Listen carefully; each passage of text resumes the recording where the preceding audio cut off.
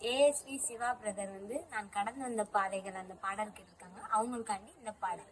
நான் நடந்து வந்த பாதைகள் கரடு மேடுகள், நான் கடந்து வந்த பாதைகள் முட்கள் வேலிகள், நடக்க முடியல டாடி நடக்க முடியல,